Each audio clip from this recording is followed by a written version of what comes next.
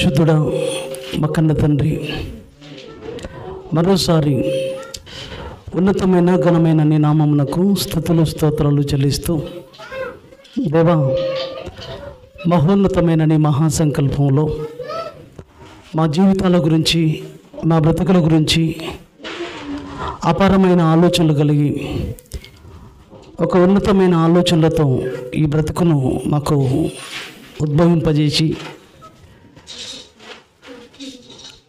ఆ కారణం చేతనే ఈ లోకంలో నీ సంకల్పాన్ని తుదముట్టించే విధంగా, నీ ఆశయాలను పండించే విధంగా మరొక కార్యక్రమముగా నీ పాద సన్నిధికి చేరాం తండ్రి. చేరిన నీ ప్రియ పిల్లలంగా చెప్పబడుతున్న మాటల్లో ప్రతి మాట మా బ్రతుకుకు ఆపాదించుకున్నట్లు కృప చేయండి. వచ్చిన పిల్లల పేరు పేరున దీవించి ఆశీర్వదించండి. చెప్పనయున్న నాకు సమయోచితమైన జ్ఞానము, మరి ముఖ్యంగా ఆత్మ సహాయాన్ని, ఆరోగ్యాన్ని అనుగ్రహించామని కోరుతూ, సమస్త ఘనత మహిమా ప్రభావానికే చెల్లిస్తూ ప్రభువైన యేసుక్రీస్తు పేరిట ఈ ప్రార్థన అడిగి వేడుకుంటున్నాం మా కన్న తండ్రి, ఆమేన్. కూర్చోండి. వందనాలు. కూడి వచ్చిన ప్రియమైన దేవుని వారలారా, ప్రభువైన యేసుక్రీస్తు పేరిట అందరికీ వందనములు, శుభములు తెలియజేస్తున్నాను. మళ్ళీ మనందరికీ ఆయుష్ ఆరోగ్యాలతో మరొక 111వ సదస్సులోనికి మనల్ని తండ్రి తన పాదచింతకు నడిపించిన విధానాన్ని బట్టి తండ్రి అయిన దేవాతి దేవుడికి ప్రభువైన యేసుక్రీస్తు పేరిట కృతజ్ఞతాస్తుతులు చెల్లిస్తున్నాను. ప్రియులారా, మరి ఈరోజు 111వ సదస్సుగా జీబీఆర్సీ మినిస్ట్రీస్ వారు ఒక ఆలోచనాత్మకమైన, ఒక వివరణాత్మకమైన అంశంతో మేము ముందుకు రావడం జరిగింది. అదే మానవ జీవితం ఆవిరి వంటిదా. దయచేసి వెనక ఉన్న వాళ్ళు మాట్లాడొద్దు, శ్రద్ధగా వినడానికి ప్రయత్నం చేయండి. మహోన్నతుడైన కన్న తండ్రి ఆ దేవదేవుడు మన గురించి, మన బ్రతుకుల గురించి, మన జీవితాల గురించి అపారమైన ఆలోచనలు కలిగిన వాడు ఆ పరలోకపు తండ్రి.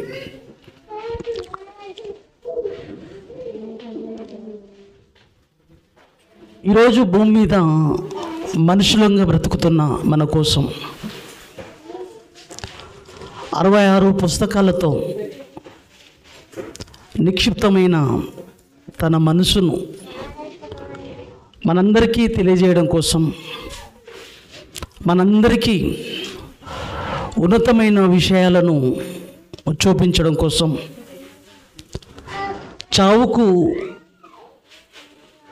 చావు తర్వాత జీవితం,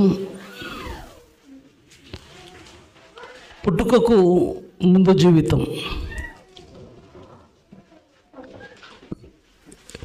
ఈ చావు పుట్టుకల మధ్య జీవితం, వీటన్నిటినీ ఎంతో ఉన్నతంగా, విశ్లేషకంగా ప్రతి విషయాన్ని చక్కగా పొందుపరిచి మన ముందు 66 పుస్తకాల గ్రంథంగా మన చేతుల్లో ఉంచాడు. ఎన్నో అంశాల ద్వారా, ఎన్నో ప్రసంగాల ద్వారా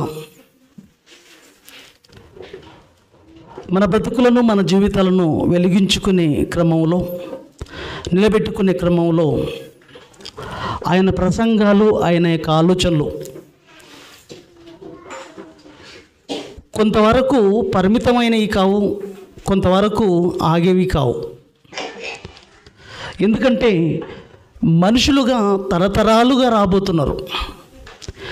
ఏ తరం వారికి ఏ విషయాలు అవసరమో, ఏ తరం వారికి ఏ విషయాలు అవసరం పడతావో అన్ని తరాలకు సంబంధించిన, అన్ని తరాలకు తగ్గ జ్ఞానాన్ని దేవుడు పొందుపరచడం అనేది మహా అద్భుతమైన విషయం. ఈ తరంలో మనకు కావలసిన జ్ఞానంతో ఎన్నో ఉన్నతమైన ఉద్దేశాలు మన తరంలో ఉంచాడు. రేపు వచ్చే తరంలో ఎటువంటి టెక్నాలజీతో పుట్టుకొస్తున్నా, ఎంత శాస్త్ర సాంకేతిక పరిజ్ఞానంతో పురోగతి సాధించిన దానికి తగ్గ ఆ టెక్నాలజీకి సరిపడా వాళ్ళని ఆలోచింపజేసేంత స్థాయి సామర్థ్యం కలిగినంత అపారమైన జ్ఞానాన్ని మన కన్న తండ్రి పెట్టాడు. కారణం ప్రియులరా, మనకు ఒక మహోన్నతమైన బ్రతుకు, ఒక మహోన్నతమైన జీవితం గురించి తెలియజేయడం కోసం రాయబడ్డ అద్భుతమైన జ్ఞాన గ్రంథం బైబిల్. అంత అద్భుతమైనది, అంత ఉన్నతమైనది దేవుని జ్ఞానం అనేది. మాట్లాడొద్దు పిల్లలు. ఇక్కడ పిల్లలు ఒక్కతోనే కూర్చోబెట్టారు. పిల్లలు ఒక్కతోనే కూర్చుంటే వాళ్ళు ముచ్చట్లు చాలా ఉంటాయి.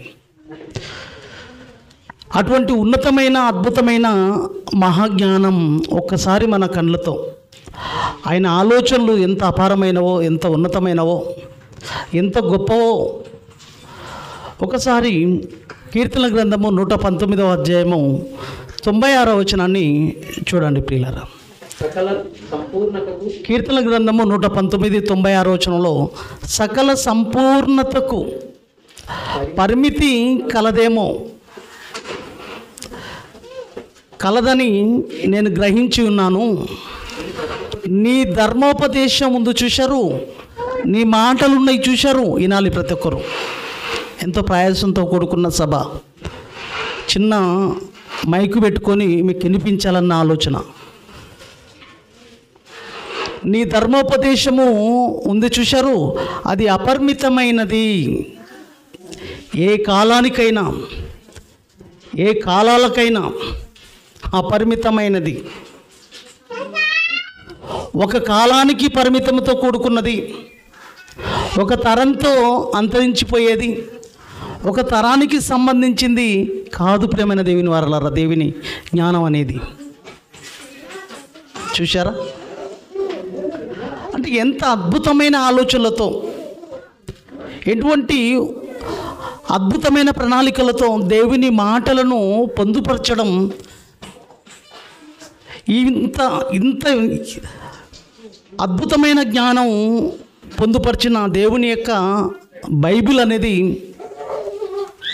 అందుకే ఈరోజు దీని యొక్క విశిష్టత చాలా ఉన్నతమైనది. ప్రేమైన దేవుని వారలారా, చాలా గొప్పది, చాలా విశిష్టమైనది ఇది. దీని విశిష్టతను ప్రపంచ మానవాళి ఆలోచించలేకపోతుంది. 2000 సంవత్సరాల నుంచి ఈ దేవుడి మాటలు ఇప్పటికీ ఎన్ని అంశాలు, ఎన్ని మాటలు. ఇదో ఈరోజు మరొక అంశంతో మనతో మాట్లాడుతున్నాడు దేవుడు. మానవ జీవితం ఆవిరి వంటిదా? ప్రియమైన దేవుని వారలారా, దేవుని యొక్క ఆలోచనలోనికి వెళితే ఉదయకాలంలో ఒక మాట విన్నారు మీరు. యాకోబు రాసిన పత్రిక 4వ అధ్యాయము 13వ వచనంలో, యాకోబు రాసిన పత్రిక 4వ అధ్యాయము 13వ వచనంలో మనిషి యొక్క ఆలోచనలు, మనుషుల యొక్క ఉద్దేశాలు,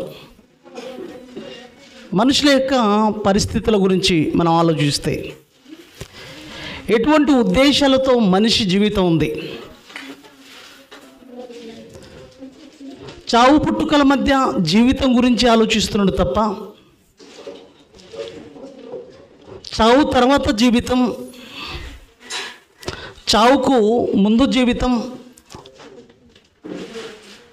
ఈ చావు పుట్టుకల మధ్య జీవితం యొక్క విశిష్టతను ఆలోచించలేని మనిషి భూమి మీద బ్రతుకులో ఎటువంటి ఆలోచనలు, ఎటువంటి ఉద్దేశాలతో మనుగడ కొనసాగిస్తున్నారు, ఎటువంటి ఆలోచనలతో బ్రతుకును నడిపించుకోవాలనుకుంటున్నారు, ఎటువంటి ఉద్దేశాలలో మానవ సమాజం ఉంది అని మనం ఆలోచించగలిగితే, నేడైనను రేపైనను ఒకనొక పట్టణంలోకి వెళ్ళి అక్కడ ఒక సంవత్సరం ఉండి వ్యాపారం చేయాలి. వ్యాపారం చేసి లాభం సంపాదించు లేదా లాభము సంపాదిత్తము రండని చెప్పుకుంటున్నారండి. ఏమండి, మనుషుల యొక్క ఆలోచనలు ఎలా ఉన్నాయంట? నేడైనను రేపైనను ఒకనొక పట్టణానికి వెళ్ళాలి. ఇక్కడ పరిస్థితులు బాగలేవు, ఊర్లో పంటలు పండట్లేదు, ఊళ్ళో దమ్మడి పని లేదు. అప్పుడు ఏం చేస్తాం? ఏదో ఒక పట్టణానికి వెళ్ళాలి, అక్కడ 4 పైసలు సంపాదించుకోవాలి. ఏదో హైదరాబాద్కి వెళ్ళాలి, లేదా బొంబాయికి వెళ్ళాలి, బెంగళూరుకి వెళ్ళాలి, విదేశాలకు వెళ్ళాలి. ఎందుకు? ఊర్లో పంటలు పండట్లేదు, ఊర్లో పరిస్థితులు బాగాలేవు. ఎక్కడో ఒక ప్రాంతానికి, ఎక్కడో ఒక పట్టణానికి వెళ్ళి సంపాదించుకుందాం, సంపాదించుకోవాలన్న ఆలోచనలో మనిషి ఉండిపోయాడు. ప్రియమైన దేవుని వారలారా, ఇలా ఒకరికొకరు ఆలోచించుకుంటున్నారు, ఒకరికొకరు పురికొల్పుకుంటున్నారు. పరిస్థితులు బాగాలేవు, వెళ్దాం ఒక ప్రాంతానికి. పరిస్థితులు అనుకూలిస్తలేవు, వెళ్దాం ఒక ప్రాంతంలోనికి వెళ్ళి అక్కడ సంపాదించుకుందాం డబ్బు అని ఆలోచిస్తున్నారండి. ప్రియమైన దేవుని వారలారా, ఈరోజు మనుషులు ఇలా ఆలోచిస్తుంటే వీళ్ళకు జీవితం యొక్క పరమార్థం అనేవాడికి కానీ చెప్పేవాడికి కానీ ఆలోచన లేవు. ఈ బ్రతుకు తర్వాత జీవితం ఏంటి? ఈ చావు పుట్టుక ఉంది చూశారు, ఈ మధ్య జీవితంలో ఏం చేయాలి అన్న ఆలోచనలు చెబుతున్నవాడికి కానీ వింటున్నవాడికి కానీ ఇద్దరికీ లేవు. ఇద్దరు ఆలోచించుకుంటున్నారు, అనుకుంటున్నారు. పరిస్థితులు బాగాలేవు, కరువు పరిస్థితులు. ఎందుకంటే డబ్బు యొక్క ప్రాముఖ్యత అలా ఉంది. ఇప్పుడు ఏదైనా మన కోరికలు, మన అవసరతలు తీరాలంటే డబ్బు ఉండాలి. డబ్బు ఉండాలంటే సంపాదించాలి. ఎందుకంటే ఆలోచనలు ఎక్కువైనాయి, అవసరతలు ఎక్కువైనాయి. అంటే డబ్బు సంపాదించాలి. అవసరతలు ఎక్కువైతున్నాయి, ఆలోచనలు ఎక్కువైనాయి. అంటే అవసరతలు ఎక్కువైనాయి, అంటే డబ్బు సంపాదించాలి. సంపాదించాలి కాబట్టి ఏదో ఒక పట్టణానికి వెళ్ళి సంపాదించుకుందాం. ప్రియమైన దేవుని వారలారా, మీరు ఆలోచించరు. మన చిన్ననాటి కాలంలో, ఇప్పుడు నాకు దాదాపు ఒక 46-47 సంవత్సరాలండి. ఒక 30 సంవత్సరాల కిందటికి వెళ్తే, 30 సంవత్సరాలకు వెనుకకి వెళితే కుటుంబాలను ఒకరే పోషించేవారండి. ఏదో ఇంత పంట వేసుకొని వచ్చిన ఆ సంపాదనతో ఇల్లు పాది, అంటే కుటుంబం అంతా కలిసి ఆనందంగా సంతోషంగా ఆ పండిన పంటతో హ్యాపీగా ఆనందంగా జీవితం గడిపి కంటి నిండా నిద్రపోయేవారండి. అప్పులు ఇప్పులు ఏమీ ఆలోచన లేవండి, సంతోషంగా గడిపిన కాలాలు. ఒక 30 సంవత్సరాలకు వెళ్ళి ఆలోచించండి, వెనక్కి ఎటువంటి ఆనందంతో సంతోషంతో బ్రతికారు మన వాళ్ళు, మన పెద్దలు. ఎందుకంటే అప్పుడున్న పరిస్థితులు ఇలాంటి బిల్డింగులు, ఇలాంటి మేడలు మిద్దెలు ఉండేవి కావు.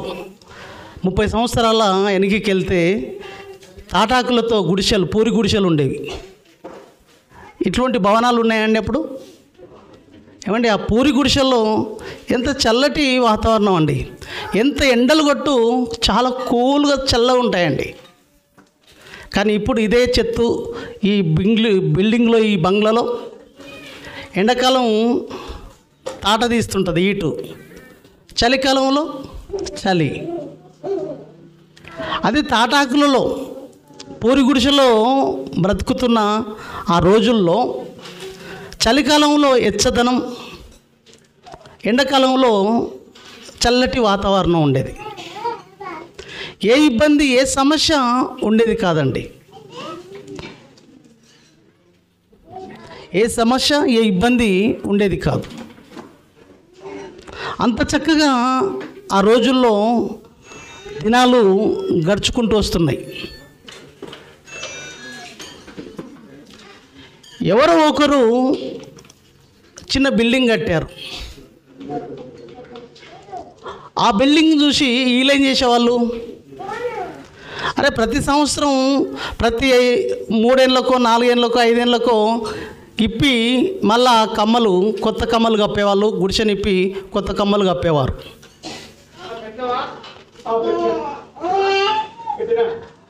ఇదేదో బాగుంది, ఈ కట్టుకున్న ఇల్లు, ఈ చెత్తేసిన ఇల్లు బాగుంది అనే ఒక ఆలోచనతో వాడిని చూసి ఈడు, ఈయన చూసి ఈడు, ఈయన చూసి ఈడు, అందరూ ఈరోజు ఇదో ఈ పరిస్థితికి వచ్చేసారు. అంటే ఒకరిని చూసి ఒకరు, ఒకరిని చూసి ఒకరు, ఒకరిని చూసి ఒకరు ఏం చేసుకున్నారు, ఈ పరిస్థితులకి రాగలిగారు.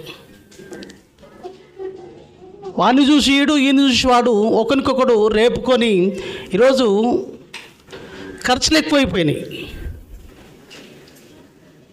అవసరతలు ఎక్కువైపోయినాయి. ఖర్చులు ఎక్కువైపోయినాయి, అవసరతలు ఎక్కువైనాయి. కాబట్టి ఇప్పుడు డబ్బు యొక్క అవసరత ఏర్పడ్డది. ఇప్పుడు డబ్బు యొక్క అవసరత ఏర్పడ్డది కాబట్టి మనుషులు ఏం చేయాలి, ఇప్పుడు సంపాదించాలి. అంతేనండి. ఇప్పుడు అప్పుడు ఉన్నదాంతో తృప్తిపడ్డ మనుషులు ఈరోజు అవసరతలు ఎక్కువైపోయాయి. బంధాల మధ్య పిల్లల అవసరతలు, అనుబంధాలు ఇవన్నీ పెరిగిపోయాయి కాబట్టి ఏమైనా ఇప్పుడు అవసరతలు పెరిగాయి కాబట్టి ఖర్చులు పెరిగాయి కాబట్టి ఇప్పుడు డబ్బు యొక్క అవసరత ఏర్పడ్డది మనిషికి. ఈ డబ్బు అవసరత ఎప్పుడైతే ఏర్పడిందో మనిషి యొక్క ఆలోచనలు ఏంటంటే ఇప్పుడు డబ్బు సంపాదించుకోవాలి, డబ్బు సంపాదించుకుంటేనే ఏదైనా అవసరత తీరుతుంది. ఈరోజు ఒకప్పుడు ఇంట్లో ఒక తండ్రి ఒకడు పనిచేస్తే ఇంటి కుటుంబం అంతా నడిచేదండి. హ్యాపీగా ఆనందంగా కలో గంజ తాగుకుంటూ కంటి నిండా నిద్రపోయే వాళ్ళం. ఏ సమస్యలు లేవు, ఏ రోగాలు లేవు, హ్యాపీగా బ్రతికిన వాళ్ళం మనం. కానీ ఈరోజు కుటుంబంలో నలుగురు పని చేసినా ఖర్చులు తీరట్లేదు, అవసరతలు తీరట్లేదు. ఎందుకు పరిస్థితి అంటే వాడు ఇది తెచ్చిండని మనం ఇది తేవడం, వాడు అలా చేశాడని మనం ఇలా చేయడం, వాళ్ళని చూసి మనం వాతలు పెట్టుకుంటున్నాం. ఎదుటివాడిని చూడడం వలన మనం ఈరోజు ఇబ్బందుల్లోనికి వెళ్ళిపోయే పరిస్థితుల్లోనికి మన బ్రతుకులు ఏర్పడ్డాయి. ఈరోజు ఇంత భయంకరమైన పరిస్థితుల్లోనికి వెళ్ళడానికి కారణం ఏంటంటే ఒకరిని చూసి ఒకడు వాడు ఈ విధంగా కట్టాడు బిల్డింగు, ఇదే బిల్డింగ్ మనం కూడా కట్టాలి. మనం రేపు ఇంకొకని ఇంటికి పోతాడు, వాని ఇల్లుని చూస్తాడు. ఈ రీతిగానే ఇదే విధంగా మనం కూడా కట్టాలి. ఒకరిని చూసి ఒకరు ఈరోజు పరిస్థితులు ఎక్కడ చూసినా పూరి గుడిసె అనేది కనబడదండి. ఆ తర్వాత పూరి గుడిసెల తర్వాత పెంకులిల్లు కనబడేవి. కానీ ఈరోజు అలాంటి ఏమీ మనకు కనబడవు. పరిస్థితులు చూడండి ఎలా మారాయి. కాలానుగుణంగా పరిస్థితులు ఎలా మార్చుకుంటూ వచ్చి ఈరోజు మనిషి ఇంట్లో ఉన్న భార్యాభర్తలు ఇద్దరు కష్టపడితేనే కానీ కుటుంబం వెళ్ళని పరిస్థితి. అటువంటి పరిస్థితులు ఏర్పడడానికి కారణం ఏంటంటే ఒకరిని చూసి వాడు నిన్ను రేపడం వలన, వాడు నిన్ను ఆలోచింపజేసే పరిస్థితిలోనికి వెళ్ళిపోయాడు. నువ్వు వాడిని చూసావు, వాడిని నువ్వు అనుసరిస్తున్నావు. నేను కూడా అదే రీతికి వెళ్ళాలి, నేను కూడా అలానే ఉండాలి, నేను కూడా అలానే ఉండగలగాలి. అనే ఆలోచనలోనికి ఎప్పుడైతే మనిషి వెళ్ళిపోతున్నాడో, ఈరోజు పరిస్థితులు తారుమారయ్యాయి. అందుకే మనుషులు అనుకుంటున్న మాటలే దేవుడు చెప్తున్న విషయాన్ని మీరు చూడాలి ప్రియులారా. ఇప్పుడు మనుషులు అనుకుంటున్న మాటలే ఏమంటున్నాడో దేవుడు ఇక్కడ చూపిస్తున్నాడు. నేడైనను రేపైనను ఒకనొక పట్టణమునకు వెళ్ళి అక్కడ ఒక సంవత్సరము ఉండి వ్యాపారం చేసి లాభము సంపాదించము రండని చెప్పుకొని వారులారా. చూసారా, ఈ పరిస్థితికి వెళ్ళిపోయాడు మనిషి. ఇలా ఆలోచిస్తున్నాడు. ఇలా ఆలోచిస్తున్న మనిషితో దేవుడు మాట్లాడుతున్న మాటను మనం చూడగలిగితే, దేవుడు మాట్లాడుతున్న మాటను మనం ఒకసారి చూడగలిగితే, యాకోబు పత్రిక 4వ అధ్యాయం 14వ వచనంలో ఇప్పుడు మాట్లాడుతుండే చూడండి ప్రియులారా. రేపేమి సంభవించినో మీకు తెలియదు అంటున్నాడండి దేవుడు. మీరు మాట్లాడుకుంటున్నారు, ఏదో పట్టణానికి వెళ్ళాలి, ఒక సంవత్సరం ఉండాలి, సంపాదించుకొని రావాలి, మా అవసరతలు మా ఖర్చులు తీరుతాయి అనుకుంటున్నారు. బాగుంది. అయితే ఒక్కసారి ఆలోచించండి నా మాటలు అంటున్నాడు. ఈ ప్రపంచంలో ఎవరు చెప్పరండి ఈ విషయాలు. దేవుడు ఒక్కడు మాట్లాడుతున్నాడు. దేవుడు ఒక్కడే చెప్పగలుగుతాడు ఈ మాటలు. మీరు ఇలా అనుకుంటున్నారు, మీరు ఇలా ఆలోచిస్తున్నారు.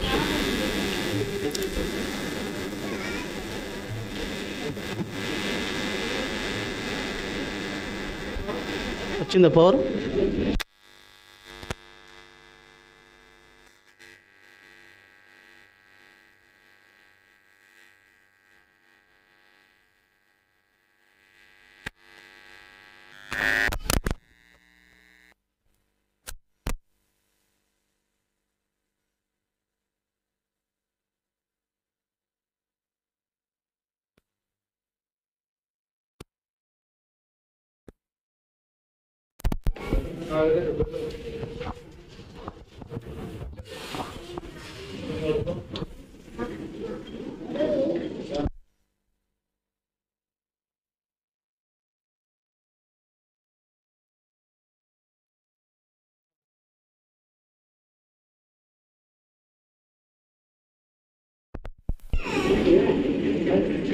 హలో హలో ఉండని కరదండి, ఇంకా ఎందుకు డిస్టర్బ్ చేస్తారు?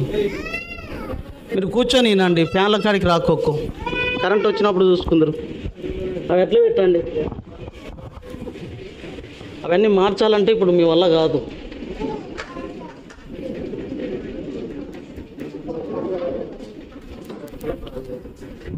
హలో, దయచేసి ఆలోచించండి. మనకు డిస్టర్బ్ అవుతుంది, అంశం దెబ్బతింటుంది. ప్రియులరా, ఇలా ఆలోచిస్తున్న మనిషిని దేవుడు ఆలోచింపజేయాలన్న ఆలోచన దేవుడిది ఉన్నతమైన ఉద్దేశం అండి. మనిషి ఈ ఆలోచనలతో మనిషి ఉన్నాడు.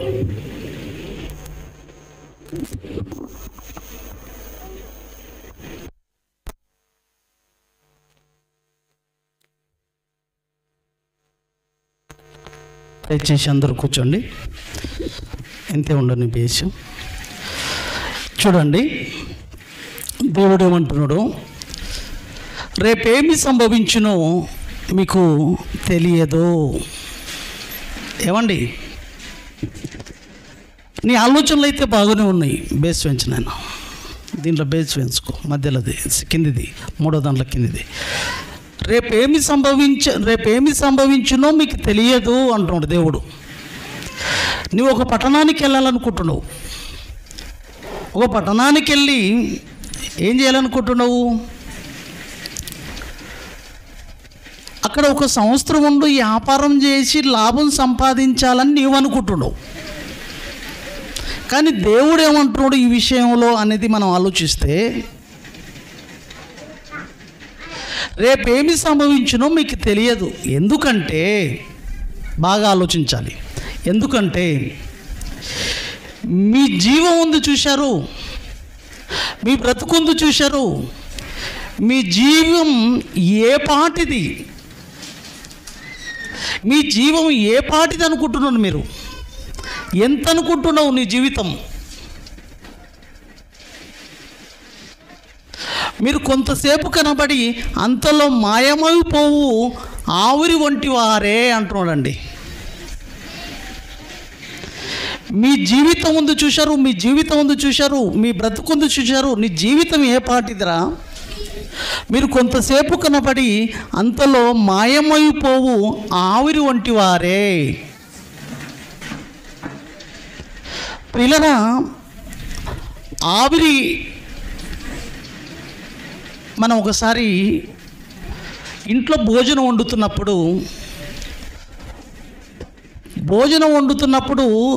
పొంగొస్తున్నప్పుడు గిన్నె మూత తెరుస్తారు చూడండి.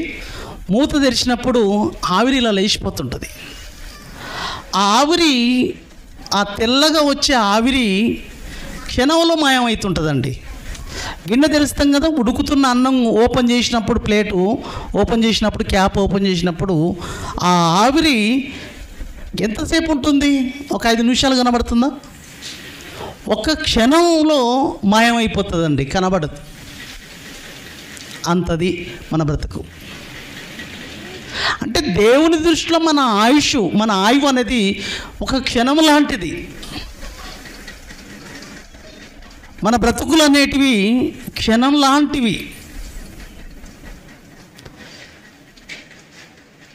మీరు కొంతసేపు కనబడి అంతలో మాయమైపోవు ఆవిరి వంటి వారే. అంత చిన్నది, అంత అల్పమైనది సెకండ్ కాలంలో కనబడి మాయమైపోయేవాళ్ళు. మీరు ఇలా కనబడి ఇలా మాయమైపోయేవారు. మీరు లేనట్లే నా దృష్టిలో. అటువంటి బ్రతుకును కలిగిన మీరు ఏదో చేయాలనుకుంటున్నారు, ఏదో ఆలోచించాలనుకుంటున్నారు అని దేవుడు ఇక్కడ మాట్లాడుతున్నాడండి. చాలా చిన్నదండి, చాలా చాలా చిన్నది ప్రియులారా మన జీవితం అనేది. ఎంత చిన్నది అనేది మనం ఆలోచించుకోగలిగితే,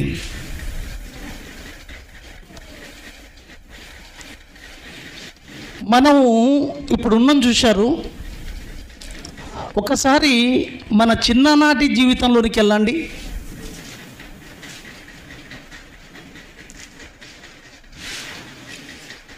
కొంతసేపు కనబడి అంతలో మాయమైపోయి ఆవిరి వంటి వారే. చాలా సెకండ్ కాలం నా దృష్టిలో చాలా చిన్నది.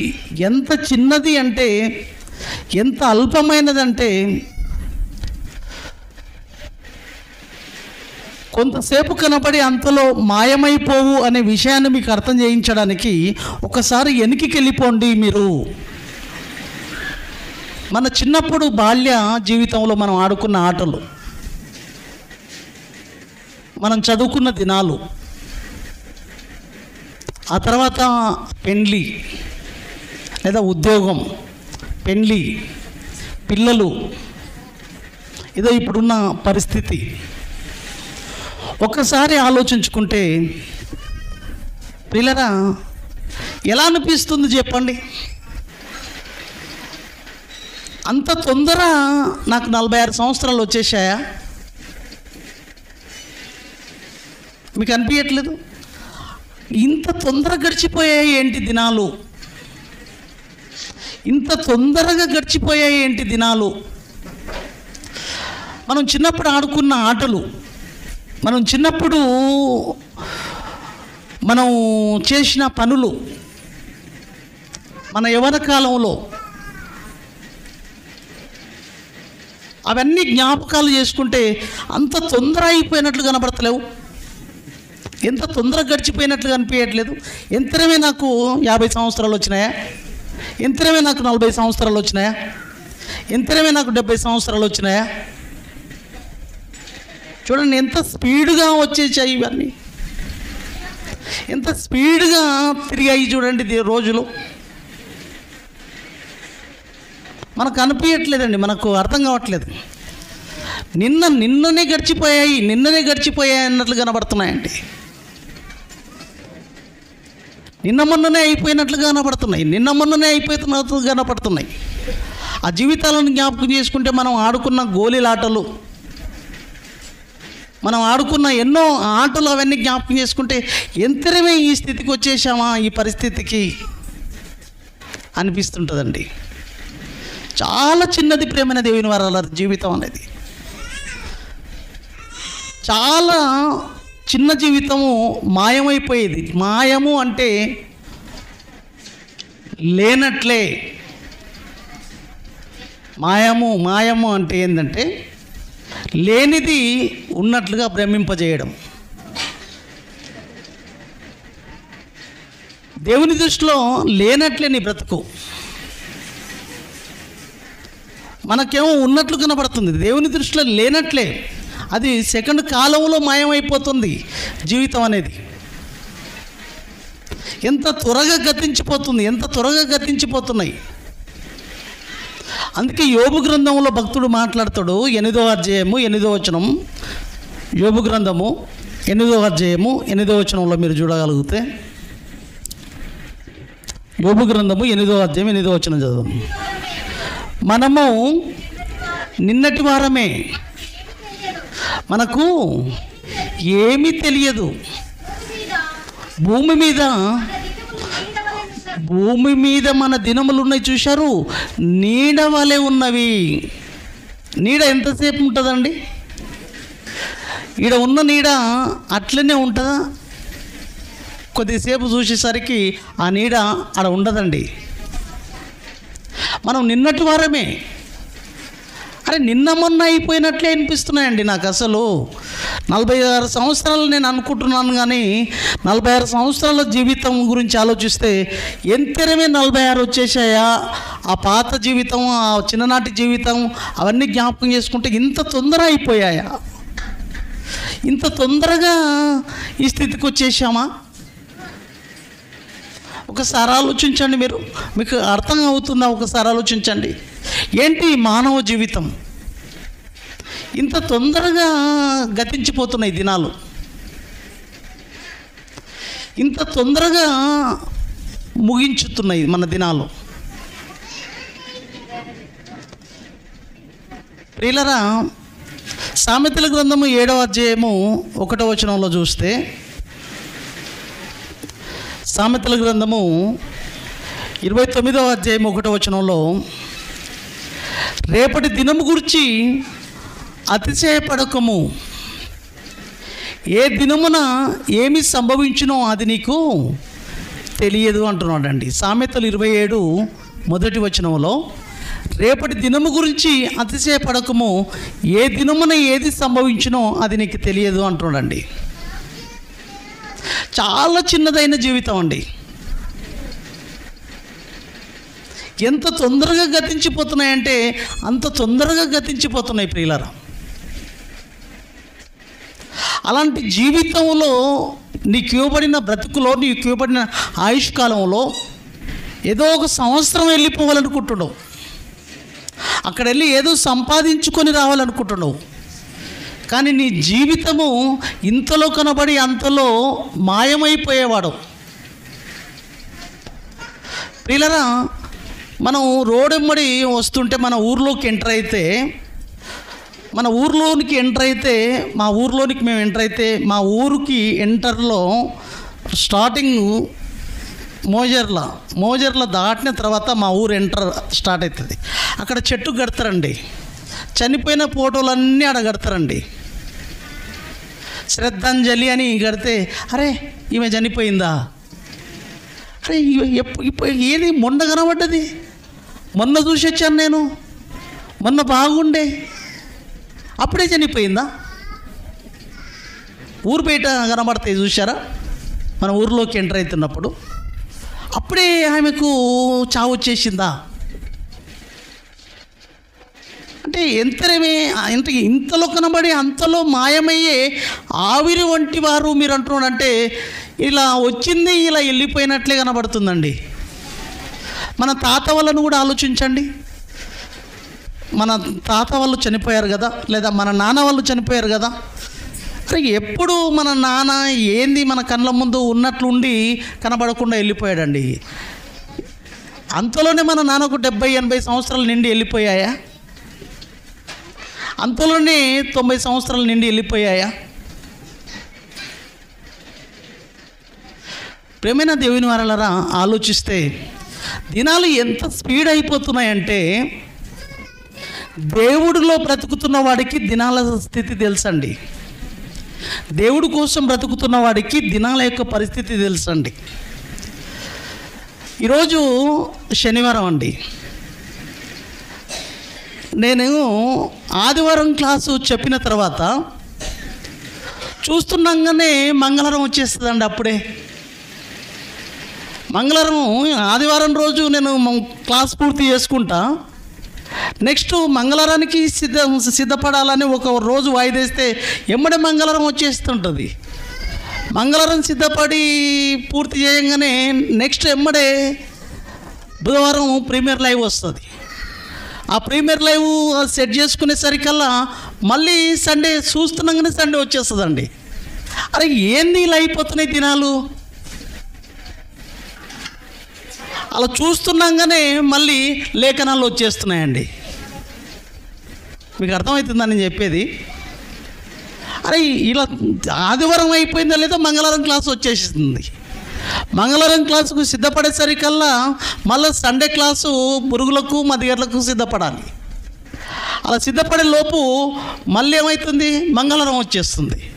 అలా సిద్ధపడుతున్న రోజుకు బుధవారం వచ్చేస్తుంది. ఆ బుధవారం సిద్ధపడే రోజుకు మళ్ళీ లేఖనాలు వచ్చేస్తున్నాయి. ఏంటి ఇంత స్పీడు? దేవుడిలో ఉన్నోనికి తెలుసండి ఎంత స్పీడ్ అయిపోతున్నాయి దినాలు. మీకు అనిపిస్తుందా? ఎవరికి అనిపించవు దినాలు అయిపోతలేవని? దేవుడి కోసం బ్రతుకునోడు, పని పాట లేనోనికి టైం పాస్ కాక అక్కడిక్కడ పలుకుతుంటాడండి. ఏమండి? దేవుడి కోసం బ్రతకని వాడికి, పని పాట లేనోనికి దినాల గురించి తెలియదండి. దినాల గురించి అస్సలు అవగాహన లేదండి. ఒక్కొక్క రోజు అబ్బా ఎప్పుడైపోతుంది ఈరోజు, ఎప్పుడైతుంది ఈ దినం, ఎప్పుడు పగలవుతుంది, ఎప్పుడు రాత్రి అవుతుంది? అరే చూస్తున్నా ఉండగానే అసలు మంగళవారం అనుకుందాం, చూస్తూనే ఉండగానే ఒక సబ్జెక్టు తయారు చేసుకుందాం అనేసరికి సాయంత్రం 6:30 అయింటుందండి. ఒక నిద్రపోదాం అంటే కూడా దొరకదు. అంత స్పీడుగా వెళ్ళిపోతున్నాయండి. ఏంటి ఒకసారి ఆలోచించండి, ఇంత స్పీడా మన దినాలు? ఇంతలో కనబడి అంతలో మాయమైపోవడమా? ఇంతలోనే నాకు 46-47 సంవత్సరాల ఏంటి జీవిత పరమార్థం? ఎందుకు ఇంత స్పీడ్గా వెళ్ళిపోతున్నాయి? మీకు యోబు గ్రంథం 7:6 కూడా ఉంటుంది చూడండి. యోబు గ్రంథం 7:6 వచనంలో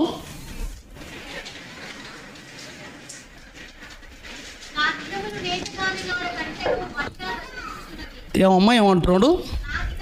నా దినములు నేతగాడి నాడి కంటెను వడిగా గతిస్తున్నాయి. నిరీక్షణ లేక అవి క్షేమైపోతున్నాయి. ఒక్కొక్క రోజు ఇలా అయిపోతున్నాయండి. నేతగాడి నాడి, ఒక మిషన్ కుట్టు చూసారా? మిషన్ కుట్టు టకటక ఆడుతుంటా చూడు, అలా రోజులు అయిపోతున్నాయండి మనకి. చూసాను, ఆదివారము పోయి మళ్ళీ ఆదివారం వచ్చేస్తుంది, శనివారం పోయి శనివారం వచ్చేస్తుంది. ఎంత స్పీడ్ అండి ఈ దినాలు! అద్దం ముందు పోయి చూసేస్తే అప్పుడే తెల్ల జుట్ట, అప్పుడే ఎంట్రుకలు ఊడిపోతున్నాయా, అప్పుడే ముఖంలో మార్పులా. అసలు విచిత్రం అనిపిస్తుంటుందండి మన బ్రతుకు గురించి ఆలోచిస్తుంటే. దేవుడు అన్న మాట ఎంత గొప్పదో ఒకసారి ఆలోచించండి ప్రియులరా. ఆవిరి వంటిది మీ జీవితంలో మీకు 90 సంవత్సరాలు, మీ జీవితంలో మీకు 60 సంవత్సరాల్లో మీరు అనుకుంటున్నారు, కానీ అవి నా దృష్టిలో క్షణం రా అంటున్నాడు దేవుడు. మన దృష్టిలో 60 సంవత్సరాలు అనుకుంటున్నాం, మన దృష్టిలో 90 సంవత్సరాలు వయసు అనుకుంటున్నాం. మీ దృష్టిలో 90, 60, 70 అనుకోవచ్చు, కానీ అవి అల్పమైనవి, అవి ఆవిరి వంటివి, అవి క్షణం నా దృష్టిలో అంటున్నాడు దేవుడు.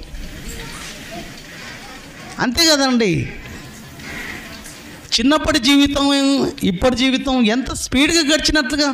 నిన్న మొన్ననే అయిపోయినాయి ఆ దినాలు, నిన్న మొన్ననే ఆ దినంలో నుంచి ఈ దినంలోనికి వచ్చినట్లుగానే అనిపిస్తున్నాయి. నాకైతే అలానే అనిపిస్తుంది. ఎంత నేను అనుకోను, ఊహించను. నేను ఇప్పుడు ఇంత వయసు నాది, అప్పటి జ్ఞాపకాలు ఇంకా వస్తుంటాయి. ఎంతనేమే ఇంతనా టైమో అనిపిస్తుంటుంది. అరే నిన్న మొన్న అయిపోయినట్లుగానే అనిపిస్తాయండి ఆ పాతకాలపు జీవితాలు. ఎంత స్పీడ్గా అయిపోయావి అవి, మీరు ఆలోచించుకోవట్లేదు. దేవుడు ఎందుకు ఈ విషయాన్ని మనకు చెప్పాలనుకుంటున్నాడు? ఇంకా చూస్తే ప్రియులారా, కీర్తనలు 89, 47 వచనంలో చదవాలి మీరే. కీర్తనలు 89, 47 వచనం. మనుషులు గుర్తించరండి, మనుషులకు అర్థం కాదు. మన ఆయుష్కాలం అంట, మన ఆయుష్కాలం ఉంది చూశారు, మనకి ఇవ్వబడిన బ్రతుకు కాలం ఉంది చూశారు, ఎంత కొద్దితో జ్ఞాపకము చేసుకోవాలి ప్రతి మనిషి. మన ఆయుష్కాలము ఎంత కొద్దితో జ్ఞాపకము చేసుకొనుము. ఎంత వ్యర్థముగా నీవు నరులందరినీ సృజించి ఉన్నావు. ఎంత కొద్దితో మనం జ్ఞాపకం చేసుకోకపోతే మనకు బ్రతుకు పరమార్థం అర్థం కాదు ప్రియులారా. దీని వెనకాల ఒక అద్భుతమైన సత్యాన్ని నేర్పడం కోసం దేవుడు మనిషిని భూమి మీదకి ఎందుకు పంపించాడో, దేనికోసం బ్రతకాలో, దేని ఆలోచనలతో ఉండాలో, క్షణం మాత్రం ఉండు బ్రతుకు, అంతలో కనబడి ఇంతలో మాయమయ్యే బ్రతుకులో దేని గురించి ఆలోచించాలి, దేనిని సంపాదించుకోవాలి, దేనిని సంపాదించుకునే పనిలో ఉండాలి, ఎందుకు మనకు ఆయుష్నిచ్చాడు, ఈ ఆయుష్కాలం ఇంత స్పీడ్గా అయిపోతున్న ఆయుష్కాలంలో మనం ఏం చేయాలి అన్న ఆలోచనలోనికి మనం వెళ్ళాలని దేవుడు ఈ విషయాలు మనకు చక్కటి పోలికతో, ఒక నీటి ఆవిరి, మనం వండుతున్న అన్నము ఆ పాత్ర తీయంగానే ఒక ఆవిరిలా ఏ విధంగా అయితే ఆ తెల్లటి పొగ కంటికి కనపడకుండా క్షణాలలో మాయమైపోతుందో, అలాంటిది నీ జీవితం. అలాంటి జీవితం కలిగిన నీ బ్రతుకులో ఏదో పరమార్థం నీ బ్రతుకులో ఆలోచించవలసి ఉంది. నీవేదో చేయవలసి ఉంది, ఏదో చేయవలసిన అవసరత ఉంది. కెమెరాకు ఛార్జింగ్ దియమను, జనరేటరా, కెమెరాకు ఛార్జింగ్ దియమను కదా ప్రియులారా. ఆలోచించండి. యోబు గ్రంథము 6వ అధ్యాయం 15వ వచనంలో కూడా మాట్లాడుతున్నాడు అండి. యోబు గ్రంథం 6వ అధ్యాయం 15వ వచనంలో కూడా చూడండి ఏం మాట్లాడుతున్నాడు. నా స్నేహితులు ఎండిన వాగు వలెను, మాయమైపోవు జల ప్రవాహము వలెను నమ్మకుడని వారైరి. ఎండిన వాగు వలెను మాయమైపోవు జల ప్రవాహం వలెను నమ్మకూడని వారైరి. మనిషి నమ్మకూడని వాడండి. మనిషిని నమ్మడానికి వీల్లేదండి. మనిషిని నమ్మడానికి వీల్లేదు. ఇప్పుడున్న మనిషి రేపు కనబడతాడు అనుకుంటే పొరపాటు. చెప్తారా? ఎవరైనా గ్యారంటీ ఇవ్వగలుగుతారా? ఏమండి, మనిషిని నమ్మడం మనం వల్ల అవుతుందా? నమ్మవలసిన వాడా మనిషి? అంటే మన వ్యక్తిత్వం గురించి నేను చెప్పట్లేదు. నమ్మవలసిన వాడు కాదు మనిషి. ఇప్పుడు నేనున్నా, రేపు ఉంటానో లేదో తెలియదు అంటున్నాడు ఇక్కడ భక్తుడు. ఇప్పుడున్నా ఇంకో గంటకు ఉంటానో లేదో తెలియదు. నమ్మకం లేదు, నమ్మలేము. నమ్మకం లేని వాడను నేను. ఒక నమ్మకం, ఒక భరోసా ఇవ్వలేను మీకు. నేను ఉంటా సాయంత్రం వరకు అని నేను భరోసా ఇవ్వలేను. అలాంటిది మన బ్రతుకు. అలాంటి ఆలోచనలతో ఉన్న నీవు భూమి మీద ఏదో సాధించాలి, ఏదో సంపాదించాలి, ఏదో వెనక్కేసుకోవాలి, ఏదో కదా సాధించాలి, సంపాదించాలి, ఎన్నో ఆలోచనలోనికి నీవు వెళ్ళిపోతున్నావు. చూసావు, నీ బ్రతుకు ఎంత రాయింతకు, నీ జీవం ఏ పాటిదో ఒకసారి ఆలోచించావా నాయన అంటున్నాడండి.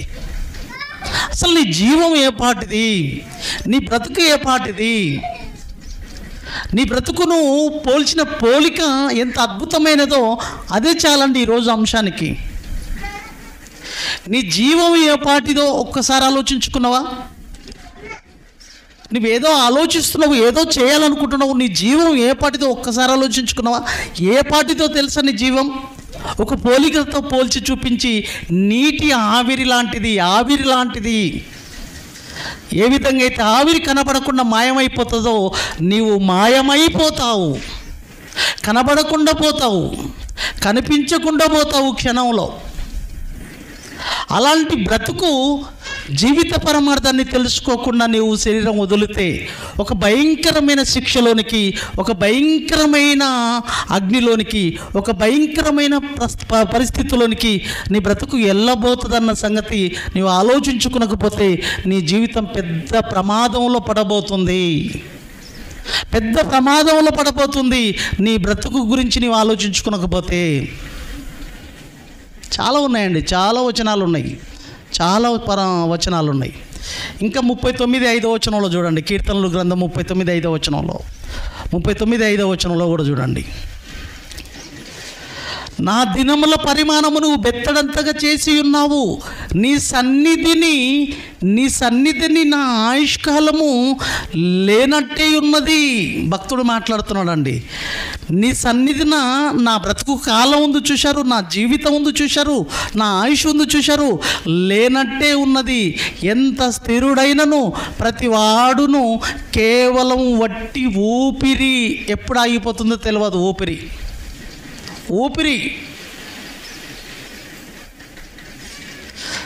బెత్తడంతా చేసి ఉన్నావు, నీ సన్నిధిన నా ఆయుష్కాలం లేనట్టే. నాకు 60 సంవత్సరాలు అని నేను అనుకుంటాను, కానీ 60 సంవత్సరాలు బ్రతికాను అనుకుంటాను, 90 సంవత్సరాలు అనుకుంటాం, కానీ అది నీ సన్నిధిలో క్షణం తండ్రి.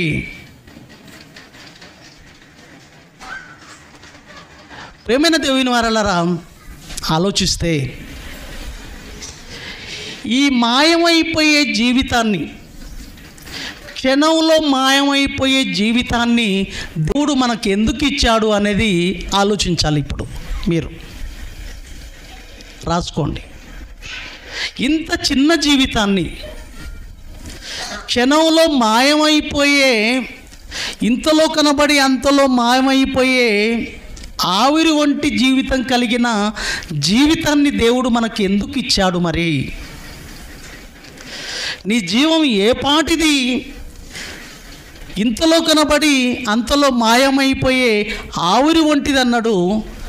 అటువంటి క్షణము ఉండే కాలం, క్షణంలో మాయమైపోయే బ్రతుకును, ఆయుష్కాలాన్ని దేవుడు మనకు ఎందుకు ఇచ్చాడు అని మనం ఆలోచిస్తే, ప్రియులరా, దేవుడికి ఒక అద్భుతమైన ప్రణాళిక ఉందండి. దేవుడికి ఒక ఉన్నతమైన ప్రణాళిక ఉందండి. దేవుడికి ఇంత చిన్న ఆయుష్కాలాన్ని మనకు ఎందుకు ఇచ్చాడు? చూస్తున్నాగానే ఇంతలో కనబడి అంతలో మాయమైపోతున్నాం. ఊరు బయట మన పోస్టర్లు అతికిస్తుండ్రు, ఎంతోమంది పోస్టర్లను చూస్తున్నాం, ఎంతోమంది సమాధులను చూస్తున్నాం, ఎంతోమంది ఈ లోకాన్ని ఖాళీ చేసి వెళ్ళిపోతున్నారు, ఎంతోమంది కండ్ల ముందు కనబడకుండా పోతున్నారు.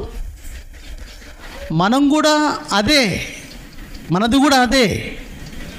ఈరోజు మనం కనబడుతున్నాం, రేపు కనబడకుండా పోతాం. మాయమైపోవడం. మాయం అంటే లేనిది ఉన్నట్లుగా భ్రమపడడం. మాయం అంటే మాయా. రోడ్డు మీద వెళ్తున్నది చూశారు. రోడ్డు మీద వెళ్తున్నప్పుడు 1 కిలోమీటర్ దూరంలో రోడ్డు మీద ఏం కనబడుతుందండి? రోడ్ ఎమ్మడి, ఇప్పుడు డాంబర్ రోడ్ అంటారు కదా, నేషనల్. మనం ఒక బైక్ మీదనో బస్సు మీదనో వెళ్తుంటే దూరంగా రోడ్డు మీద నీళ్లు ఉన్నట్లు కనబడతాయి చూశారు. చూశారు ఎప్పుడైనా? రోడ్డు మీద నీళ్లు ఉన్నట్లు కనబడతాయి, కానీ అక్కడ దగ్గరికి వెళ్ళే వరకు నీళ్ళు ఉండవు. దాన్ని ఏమంటాం మనం? ఎండ మావులు. ఎండమావులు అని పేరు వచ్చింది, కానీ ఎండమాయ, ఎండ చేసిన మాయ. ఎండ చేసిన మాయ. మాయ అంటే భ్రమింపజేయడం, లేనిది ఉన్నట్లుగా చూపడం. దాన్ని ఎండమావులు అన్నాం, కానీ అది అర్థం ఏంటంటే ఎండ మాయ, ఎండ చేసిన మాయ. అది ఎండమావులనే అయింది. అదే మన బ్రతుకు కూడా. కనబడ్డట్లు కనబడతాం, అంతే, మోసం, మాయమైపోతాం. కనబడ్డట్లు కనబడతాం, భ్రమ, అంతే. ఉన్నట్లు ఉంటా నేను, అంతే, భ్రమ. ఇప్పుడు ఉన్నట్లున్నా, పొద్దెక్కినాక కనబడను, మాయ. ఇంతలో కనబడే అంతలో మాయమైపోయే, అక్కడ మాయ అనేది పదం కూడా వస్తుంది. మాయమైపోయే ఆవిరి వంటి వారు అంటున్నాడు. మరి ఇటువంటి జీవితాన్ని దేవుడు ఎందుకు ఇచ్చాడంటే, దేవుడికి ఒక అద్భుతమైన ప్రణాళిక, అద్భుతమైన ఉద్దేశం దేవుడిదండి. అదేంటంటే, కన్నతండ్రి అయిన దేవుడు ఒక మహోన్నతమైన బ్రతుకు, ఒక మహోన్నతమైన జీవితాన్ని సంపాదించుకోవాలన్న ఆలోచన దేవుడిది. జాగ్రత్తగా నాండి ప్రియులారా, ముగింపులోనికి వెళుతున్నాగా నేను. మన జీవితం ఎందుకు ఈ క్షణ జీవితాన్ని మనకిచ్చి, ఈ క్షణ జీవితాన్ని మనకెందుకు ఇచ్చాడు? ఆయన ఉద్దేశం ఈ బ్రతుకు తర్వాత ఒక మహోన్నతమైన బ్రతుకు, ఒక మహోన్నతమైన జీవితాన్ని సంపాదించుకోవాలన్న ఆలోచనలతో దేవుడు మనకు ఈ ఆవిరి లాంటిది క్షణముండే జీవితాన్ని మనకిచ్చి, ఆ మహాబ్రతుకును ఈ బ్రతుకు కాలంలో, ఈ చిన్న జీవితంలో ఆ జీవితాన్ని సంపాదించుకోవాలి, ఆ జీవితాన్ని అందుకోవాలన్నదే ఆ పరలోకపు తండ్రి అద్భుతమైన ప్రణాళిక. ప్రేమన దేవుని వారలారా, ఈ చిన్న జీవిత కాలంలోనే, ఈ చిన్న బ్రతుకులోనే ఆ మహాబ్రతుకును సంపాదించుకోవాలి, ఆ మహాబ్రతుకు కోసం ఆలోచించాలి, ఆ మహాబ్రతుకును అందించే యేసుక్రీస్తు ప్రభుల వారిని ఈ చిన్న జీవిత కాలంలో ఆయనను చేరాలి. ఈ చిన్న బ్రతుకు కాలంలోనే యేసుక్రీస్తును మనం చేరుకోవాలి. ఈ చిన్న బ్రతుకు కాలంలోనే దేవుని మాటలతో మన బ్రతుకులను కట్టుకోవాలన్న అద్భుతమైన ఆలోచన దేవుడి ఉన్నతమైన ప్రణాళిక. ప్రేమైన దేవుని వారలారా, తిమోతికి రాసిన మొదటి పత్రిక 6వ అధ్యాయము 18వ వచనం అండి.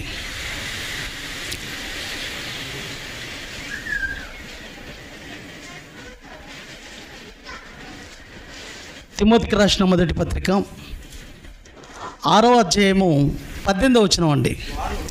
వారు వాస్తవమైన జీవమును సంపాదించుకొను నిమిత్తము, వారు వాస్తవమైన జీవమును సంపాదించుకొను నిమిత్తము రాబో కాలము, ఒక రాబోయే కాలం ఉంది, ఒక రాబోతున్న కాలం ఉంది. ఈ బ్రతుకు తర్వాత ఒక రాబోయే కాలం ఉంది. ఈ బ్రతుకు మట్టికే పరిమితం కాదు. ఈ బ్రతుకు తర్వాత ఒక మహోన్నతమైన జీవితం రాబోతుంది. ఆ రాబో కాలమునకు ఈ చిన్న జీవితంలో, ఈ చిన్న ఆవిరి వంటి జీవితంలో, ఈ చిన్న బ్రతుకులో, ఈ భూమి మీద బ్రతుకులో ఆ మహా భవిష్యత్తు కొరకు మంచి పునాది మన కోసం లేదా తమ కొరకు వేసుకొనుచు మేలు చేయువారుగా ఉండాలని దేవుడు కోరుకున్నాడు. ప్రేమైన దేవుని వారలారా, మనం సంపాదించుకోవాల్సింది ఏదో ఒక పట్టణానికి వెళ్ళి ఏదో సాధించాలి, ఏదో వెనుకకేసుకోవాలన్న ఆలోచన కాదండి దేవుడిది. నీ జీవితం చాలా చిన్నది నాన్న. ఈ చిన్నదైన జీవితంలో ఒక రాబోయే జీవితానికి మంచి పునాది ఈ బ్రతుకులోనే, ఈ జీవితంలోనే, ఈ చిన్న ఆవిరి లాంటి జీవితంలోనే పునాది వేసుకోవాలి. ఆయుష్ ఉండగానే దేవుని మాటల చేత బ్రతుకును కట్టుకోవాలి. ఈ బ్రతుకు కాలంలోనే యేసుక్రీస్తును చేరుకోవాలి. ఈ బ్రతుకు కాలము, ఈ కాలం మనకున్నంగానే, ఈ కాలంలో ఈ బ్రతుకులో ఉన్నంగానే యేసుక్రీస్తును మనం చేరుకొని ఈ జీవిత కాలంలో దేవుని మాటలతో మన బ్రతుకును నింపుకొని పండించుకొని ఆ మహాబ్రతుకును సంపాదించుకోవాలి. ఆ రాబోయే ఆ భవిష్యత్తుకు మంచి పునాది మన బ్రతుకులో పడాలి, వేసుకోవాలన్నది దేవుడి అద్భుతమైన ప్రణాళికే ఈ చిన్న జీవితాన్ని మనకిచ్చాడండి. ఈ చిన్న జీవితం యొక్క పరమార్థం అది ప్రియమైన దేవుని వారలారా. ఏదో సాధించాలి, ఏదో అనుభవించాలి, ఏదో అందుకోవాలి, ఏదో చేసేసేయాలన్న ఆలోచనలతో ఈ బ్రతుకును, ఈ జీవితాన్ని మనకు ఇవ్వలేదండి దేవుడు. అది ఎరగక ఈరోజు మనుషులు ఏదేదో చేసేసుకొని ఇంతలో కనబడి అంతలో మాయమైపోతున్నారు. ఎంతోమంది కనబడకుండా పోతున్నారు, ఎంతోమంది కనుమరుగైపోతున్నారు, ఎంతోమంది జీవితాలను వదిలిపెట్టి భయంకరమైన పరిస్థితిలోనికి దేవుడిని ఎరగక, దేవుడిని తెలుసుకోలేక, ఆ మహోన్నతమైన బ్రతుకు గురించి ఆలోచించక తెలుసుకోలేని పరిస్థితుల్లో ఈ చిన్న ఆవిరి లాంటి జీవితంలో ఏదో అనే ఆశల్లోకి వెళ్ళిపోయి బ్రతుకులను ఆర్పేసుకొని నిత్య శిక్షలోనికి వెళ్ళిపోయిన వాళ్ళు కోకొల్లలుగా ఈరోజు ప్రపంచంలో మనం చూడొచ్చు ప్రియమైన దేవుని వారలారా. అది కాదండి దేవుని ఉద్దేశం. ఇదే ఉద్దేశం కలిగిన దేవుని పిల్లలు ఏం చేశారో తెలుసా? చిన్న జీవిత కాలము ఆవిరి వంటిదన్న సంగతి తెలుసుకున్న దేవుని పిల్లలు ఆ మహా జీవితాన్ని రాబో కాలమునకు మంచి పునాది తమ కొరకు ఎలా వేసుకుంటున్నారో ఒకసారి బైబిల్ చరిత్రలోనికి వెళ్ళి చూడగలుగుతాయి. దేవుడిలోనికి తమ జీవితంలో యేసుక్రీస్తును ఎప్పుడైతే సొంత రక్షకునిగా చేర్చుకున్నారో, ఎప్పుడైతే జీవితం యొక్క విలువను, ఆయుష్కాలం యొక్క విలువను, అంటే బ్రతుకు యొక్క పరిస్థితిని, జీవితకాలం ఎంతో చిన్నదో తెలుసుకొని క్రీస్తు దగ్గరికి చేరుకున్న వారు తమ బ్రతుకులను దేవుడి కోసం ఎటువంటి ఆలోచనలతో రాబోయే పునాది కోసం వాళ్ళు ఆలోచించారో, ఎంత ఉన్నతమైన నిర్ణయాలు తీసుకున్నారో ఒక్కసారి ఆలోచిస్తే మతిపోతుందండి మనకు. ఇంత గొప్ప నిర్ణయం ఎలా తీసుకునగలిగారు? ఎలా సాధ్యమైంది వాళ్ళకు? చిన్న జీవితం అని తెలుసుకున్నారు. చిన్న జీవితంలో ఆ రాబోయే జీవితానికి మంచి పునాది మనం వేసుకోవాలి ఈ భూమి మీద అని వాళ్ళు చేసిన ఆలోచనలు 2:44 నుంచి మనం చూడగలిగితే, అపొస్తలుల కార్యం 2వ అధ్యాయం 44వ వచనం, విశ్వసించిన వారందరూ ఏకముగా కూడి తమకు కలిగినదంతయు. చూశారా? విశ్వసించిన వారందరూ ఎవరిని విశ్వసించారు? యేసుక్రీస్తు ప్రభుల వారిని విశ్వసించిన వారందరూ ఏకముగా కూడి తమకు కలిగినదంతయు సమిష్టిగా ఉంచుకున్నారంటండి. ఇది నీది నాది అనేది భేదం లేకుండా అందరూ ఒకే దగ్గర సమకూర్చుకున్నారంటండి. సమకూర్చి సమిష్టిగా ఉంచుకునిరి.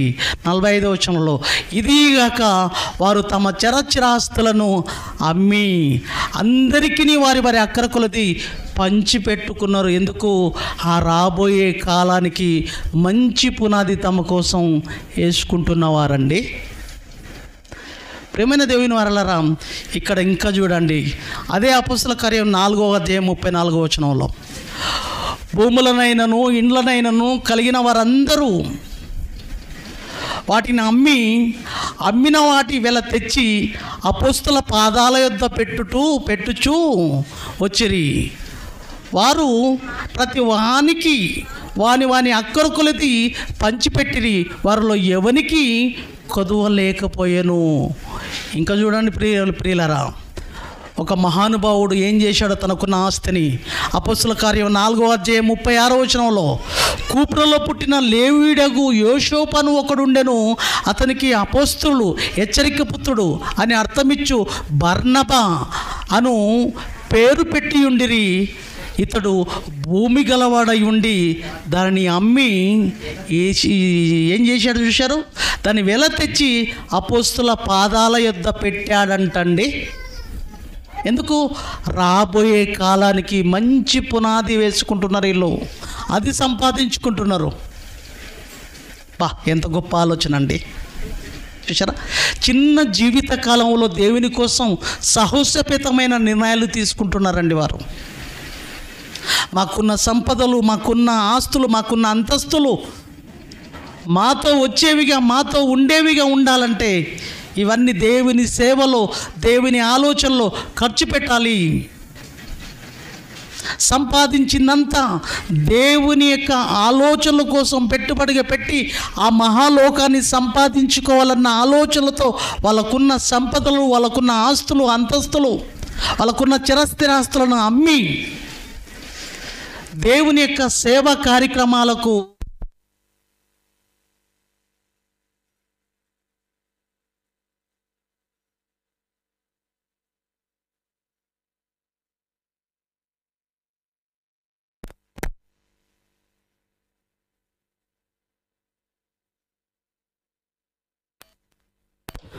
దేవుని యొక్క కార్యక్రమాలకు ఉన్నతంగా పంచిపెట్టిన వారు మొదటి శతాబ్దంలో ఉన్న అపోస్తలులు అండి. చూసారా ప్రియులారా, ఈరోజు మనం ఏం చేసుకుంటున్నాం? మన బ్రతుకుల్లో ఏం సంపాదించుకుంటున్నావు? నువ్వు ఏది వెనక్కి వేసుకుంటున్నావు? ఏది నీతో వచ్చేది, నీతో ఉండేది? శరీరం వదిలిన మరుక్షణమే ఇక్కడ ఉన్న ఆస్తులు, అంతస్తులు, ఐశ్వర్యాలు, మనకున్న బంధాలు, అనురాగాలు ఏవి కూడా నీతో రావు. వట్టి చేతులతో కాటికి మట్టిలో కలిసిపోవాల్సిందే నువ్వు. ఈ భూమి మీద బ్రతుకులో ఉండంగానే, ఈ భూమి మీద జీవితం, ఆయుష్ కలిగి ఉన్న కాలంలోనే ఆ భవిష్యత్తు కొరకు మంచి పునాది ఈ భూమి మీద బ్రతుకులో పడాలి. ఆ భవిష్యత్తుకు పునాది ఈ బ్రతుకు ఉండంగానే, ఈ జీవితం ఉండంగానే ఆ భవిష్యత్తుకు పునాది పడాలి. ఈ జీవితం పోయిన తర్వాత ఆ భవిష్యత్తుకు పునాది పడదు. ఆ భవిష్యత్తుకు మంచి పునాది పడాలంటే ఈ భవిష్యత్తులో దేవుని కోసం కష్టపడి ఆ భవిష్యత్తును సంపాదించుకునే వారంగా మనం ఉండగలిగితే ఆ మహోన్నతమైన జీవితం మన సొంతం. ఆ లోకానికి వెళ్ళడం కోసమే దేవుడు మనకిచ్చిన ఈ చిన్న జీవిత కాలంలో నా కోసం బ్రతకండి. భూమి మీదికి 2000 సంవత్సరాల కిందట వచ్చిన యేసుక్రీస్తు ప్రభుల వారి ద్వారా నుండే మహోన్నతమైన లోకాన్ని దక్కించుకొని నాయన, మీకున్న ఆయుష్ కాలంలోనే చాలా చిన్నదైన జీవితంలో ఏదో సాధించాలి, ఏదో అనుభవించాలి, ఏదో పొందుకోవాలన్న ఆలోచనలను మాని మీ జీవం ఏపాటిది, ఇంతలో కనబడి అంతలో మాయమయ్యే ఆవిరి వంటి జీవితంలో అది కాదు మీరు సంపాదించుకోవాల్సింది, దాని గురించి కాదు మీరు ఆలోచించవలసింది. ఆ మహోన్నతమైన లోకంలో మంచి పునాది, మంచి భవిష్యత్తు పడాలి. అది సంపాదించుకోవడం కోసమే ఇదో మీకు ఇవ్వబడిన ఆయుష్ కాలం. ఈ ఆయుష్ కాలాన్ని పెట్టుబడిగా పెట్టండి. మీ జీవితాలను నా కోసం వాడబడండి. ఆ బ్రతుకును అందుకోండి. మీ బ్రతుకులు నా కోసమై ఉండండి. ఆ భవిష్యత్తును మీరు అందుకునే అవకాశం ఉంది. ఆ భవిష్యత్తును మీరు సంపాదించుకోవాలంటే ఈ కాలాన్ని పెట్టుబడిగా పెట్టండి. మీకున్న సంపద, మీకున్న ఆస్తులు, అంతస్తులు, ఐశ్వర్యాలు దేవుని కార్యక్రమాల కోసం ఆనాడు అపొస్తలులు ఏ విధంగా అయితే కష్టపడ్డారో మీకున్న దాంట్లో మీరు బ్రతుకుతూ దేవుని యొక్క సేవా కార్యక్రమాలు ఎన్నో చేయడానికి మీరు ముందుకొచ్చి ఆ భవిష్యత్తును సంపాదించుకునే దిశ వైపుగా మీ అడుగులు, మీ బ్రతుకులు, మీ ఆలోచనలు, మీ ప్రణాళికలు పడే విధంగా మీ ఆలోచనలను ముందుకు నడిపించుకోండి నాయనా అని దేవదేవుడు కోరుతున్న మాటలు ఈ ఎవరు చెప్పరు లోకంలో ప్రియమైన దేవుని వారలారా. చివరికి ఒక మాటను మనం చూడగలిగితే ఎబ్రీలకు రాసిన పత్రిక 10వ అధ్యాయం 34వ వచనంలో చూడండి ప్రియులారా. ఎబ్రీలకు రాసిన 10వ అధ్యాయం 34వ వచనంలో ఎలా కష్టపడుతున్నారు చూడండి వాళ్ళు. ఆ మహా భవిష్యత్తును, ఆ రాబోయే ఆ వాస్తవమైన జీవమును సంపాదించుకునే నిమిత్తము వీళ్ళు కష్టపడుతున్న ఆలోచనను చూడండి. ఎబ్రీ సంఘస్థులు కష్టపడుతున్న ఆలోచన చూడండి ప్రియులారా. ఎలాగనగా మీరు ఖైదులో ఉన్న వారిని కరుణించి, చూసారా ఎంతోమంది ఖైదులో ఉన్నారండి. ఎంతోమంది దేవుడి జ్ఞానం లేకుండా ఈ లోకంలో బ్రతుకుతున్న వారు చాలామంది ఉన్నారండి. ఖైదీలు అంటే ఏదో జైల్లో ఉన్న వాళ్ళు కాదండి. సాతాను కబంధస్తాలలో చిక్కుకున్నవారు, కోకొలలు ప్రియమైన దేవుని వారలారా. మనం ఉన్నది ఇక్కడ ఒక 30-40 మందివి. కానీ ప్రపంచం ఈరోజు దాదాపు 850 కోట్ల మంది, ఈరోజు దాదాపు 350 కోట్ల మంది దేవుని నమ్మితే దేవుని నమ్మని వారు ఎంతమంది ఉన్నారు చెప్పండి ప్రియమైన దేవుని వారలారా. దేవుడిని నమ్మని ప్రతివాడు ఖైదీలో ఉన్న వాళ్ళే, సాతాను కబంధాస్తాలలో ఉన్న వాళ్ళే, సాతాను యొక్క బానిసత్వంలో ఉన్న వాళ్ళే. ఆ ఖైదీలో ఉన్న వారిని కరుణించి మీకు మరీ శ్రేష్టమైనది స్థిరమైనదినైనా స్వాస్థ్యం ఉన్నదని ప్రియులరా అండర్లైన్ చేసుకోండి. స్థిరమైనది ఉందంటే ఈ ప్రపంచంలో ఆ మహోన్నతమైన లోకమే ప్రియమైన దేవుని వారలారా. ఏది స్థిరమైనది కాదండి ఈ లోకంలో మనకు, ఏది శాశ్వతం కాదు, ఏది మనతో వచ్చేది కాదు, ఏది మనతో ఉండేది కాదు. స్థిరమైనది ఉందంటే ఆ మహోన్నతమైన లోకం. మీకు మరి స్థిరమైనదినైనా శాస్త్రం ఉన్నదని ఎరిగారు. చిన్న ఈ బ్రతుకు కాలంలో ఒక స్థిరమైన స్వాస్థ్యం ఉన్నదని మీరు ఎరిగారు. స్వాస్థ్యం అంటే సంపద, ఆస్తి అక్కడ ఉందన్న సంగతి ఎరిగారు. అక్కడికి వెళ్ళాలనుకున్నారు. ఏదో పట్టణానికి వెళ్ళి సంపాదించుకొని రావాలనుకున్న ఆలోచనలు కావు ఇవి. మహోన్నతమైన లోకంలో సంపద ఉంది. ఆ సంపద అనే స్వాస్థాన్ని పొందుకోవాలన్న ఆలోచనలు కలిగిన వారు మీరు, ఆ ఉద్దేశాలు కలిగిన వారు మీరు. హెబ్రీ సంఘస్థులండి, మనకేమర్థమైంది? ఎలా అనగా మీరు ఖైదులో ఉన్న వారిని కరుణించి ఆ ఖైదులో ఉన్న వారిని కాపాడడానికి వాళ్ళు చేసుకున్న ఆలోచన ఏంటో తెలుసా?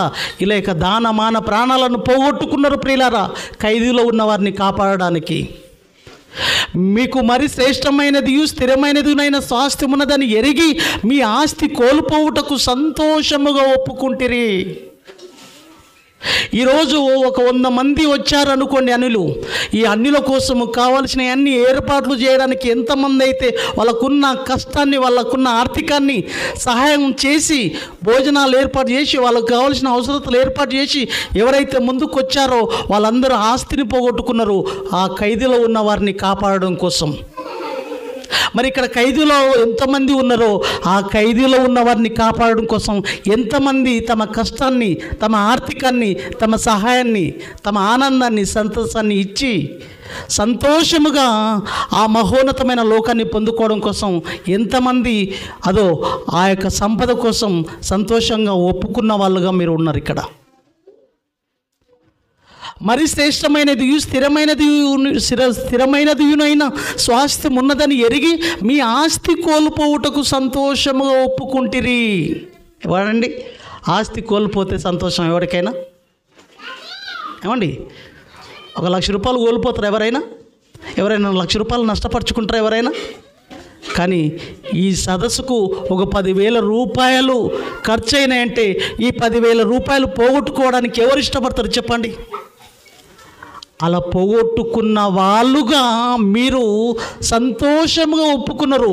ఎందుకంటే ఇక్కడ వచ్చిన ఖైదీలుగా దేవుని వాక్యం లేని వీళ్ళకు దేవుని వాక్యం వినిపించడానికి వాళ్ళకు కావలసిన భోజన ఏర్పాట్లు, వసతులు, సౌకర్యాలు ఏర్పాటు చేసి మీకు ఒక మహోన్నతమైన జీవితం, మహోన్నతమైన స్వాస్థ్యము ఉందన్న సంగతి ఎరిగి సంతోషంగా మీ ఆస్తిని పోగొట్టుకున్నారు. అలాంటి వాళ్ళు కావాలి. అది చిన్న జీవితంలో సంపాదించుకోవాల్సింది. ఏదో ఎక్కడిని వెళ్ళిపోయి ఏదో సంపాదించుకుంటాంటావేంటి? అసలు ఎప్పుడు ఆగిపోతుందో నీ ఊపిరి, ఎక్కడ ఆగిపోతావో నువ్వు తెలియదు, ఎక్కడ మాయమైపోతావో తెలియవు. మాయమైపోవడం అంటే కనబడకుండా పోవడం అండి. ఇంతలో ఉండి అంతలో మాయమైపోవడం. ఇప్పుడు కానొచ్చిండంటే, ఇప్పుడే కనబడ్డాడంటే, అరే లేడయ్యా బాబు, ఇప్పుడు కనబడ్డాడు కానీ లేడు, ఇప్పుడు చనిపోయాడు. అరే గాఢ చూశాను నేనంటే లేడు, ఇప్పుడు చనిపోయాడు, హాస్పిటల్లో పడ్డాడు. లేడు, యాక్సిడెంట్లో పోతుంటే ఒక కారు కొట్టేసింది. అరే ఇప్పుడు నడిచి నా ముందర పోయాడు, ఇప్పుడు ఇంతకుముందే కారు కొట్టేసింది అతన్ని. మాయం, జీవితం మాయం. అవునన్న, అది అవసరం లేదు. తర్వాత టాపిక్లో ఆలోచించండి ప్రియులారా, ఎంత భయంకరమైన పరిస్థితి. అందుకోసం మనం కాదండి. తర్వాత టాపిక్ నన్ను ఇంకా చూడండి, 35వ వచనంలో 34లో ఒప్పుకుంటిరి కాబట్టి మీ ధైర్యము విడిచిపెట్టకుడి. ఇలానే ఉండాలి, మీరు ఇలానే ఆలోచించాలి. కాబట్టి మీ ధైర్యమును విడిచిపెట్టకుడి. దానికి ప్రతిఫలముగా చూశారా, ఇంత కష్టపడ్డారు, చూశారు, ఇంత కష్టపడి వీళ్ళకు వాక్యం వినిపించడానికి మీ ఆస్తిని, మీ యొక్క సంతోషాన్ని, మీ కష్టాన్ని, మీ త్యాగాన్ని, మీ ఆనందాన్ని పోగొట్టుకునడానికి సంతోషంగా ఒప్పుకున్నారు, చూశారు. దానికి ప్రతిఫలముగా గొప్ప బహుమానము అంటున్న మాట ఎవరో తెలుసా? ఒక మనిషి, మామూలు మనిషి మాట్లాడుతున్న మాట కాదు.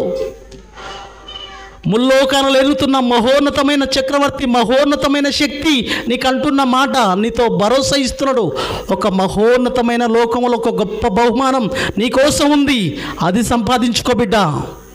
ఈ లోకంలో నీకున్న సంపదను నా కోసం పెట్టుబడిగా పెట్టు, నా పిల్లల కోసం పెట్టుబడిగా పెట్టి వాళ్ళను వాక్యాన్ని వినిపించేటట్లుగా చేసి, ఇలాంటి కార్యక్రమాలు, ఇలాంటి సదస్సులు, ఇలాంటి ఎన్నెన్నో జరిగించి, నా ఆలోచనలు ఆకాశం అంత ఎత్తులో చూపించి అనేకులను నా పాదాల దగ్గరికి నడిపించడానికి మీ ఆస్తులా, మీ అంతస్తులా, మీ యొక్క కష్టమా, మీ త్యాగమా, మీ ఆనందమా, అది ఏదైనా సరే కష్టపడి ఖర్చు పెట్టండి.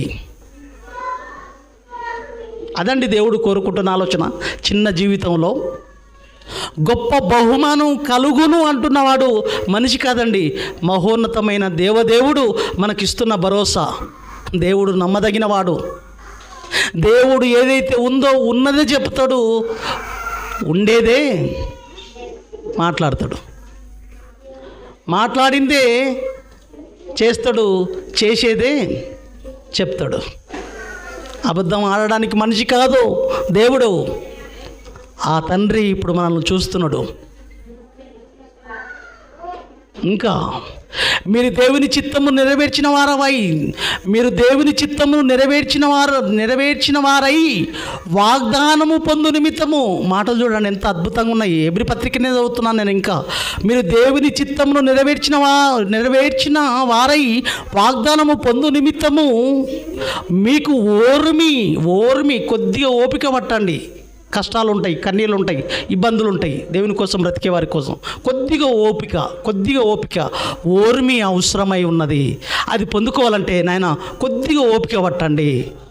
ఉంటాయి, చిన్న చిన్న ఇబ్బందులు ఉంటాయి, ఇరుకులు ఉంటాయి. దేవుని కోసం ఎన్నో సాహసోపేతమైన కార్యక్రమాలు చేస్తున్నప్పుడు ఇబ్బందులు వస్తుంటాయి. మనుషుల వల్ల వస్తుంటాయి, లోకం వల్ల వస్తుంటాయి, సొంత సహోదరుల వల్ల వస్తుంటాయి, సంఘం వల్ల వస్తుంటాయి. కానీ ఓర్మి అవసరం. అది పొందుకోవాలంటే అదొక్కటి మీరు భరించండి, సరిపోతుంది. ఓర్మి అవసరమై ఉన్నది. ఇక కాలము బహు కొంచెముగా ఉన్నది. కొద్ది కాలం ఉంది, ఎంతో టైం లేదండి. ఇక కాలము కొంచెముగా ఉన్నది. వచ్చుచున్న మీ ప్రభులవారు, యేసుక్రీస్తు ప్రభులవారు ఉన్నారు, చూశారు. వచ్చుచున్న మీ ప్రభులవారు ఆలస్యం చేయక వచ్చును. ఎప్పుడో వచ్చేస్తాడు. ఇంకా మన ప్రభు రాబోతున్నాడు. వచ్చుచున్నవాడు ఆలస్యం చేయక వచ్చును. నా ఎదుట నీతిమంతుడైన వాడు. మీరు జాగ్రత్తనైనా మీ ప్రవర్తన విషయంలో, మీకున్న చిన్న జీవితంలో నీతిని కాపాడుకునే పనిలో, భక్తిని కాపాడుకునే పనిలో, యథార్థతను కాపాడుకునే పనిలో, విశ్వాసాన్ని కాపాడుకునే పనిలో, నిరీక్షణను కాపాడుకునే పనిలో రగులుతున్న విశ్వాసంతో, విశ్వాస పరిమాణముతో నా ఎదుట నీతిమంతుడైన వాడు విశ్వాసం మూలముగా జీవించును కానీ అతడు వెనుక తీసిన ఎడల అతని యందు నా ఆత్మకు సంతోషము ఉండదు. ఇలాంటి ఆలోచనలతోనే ఉండండి.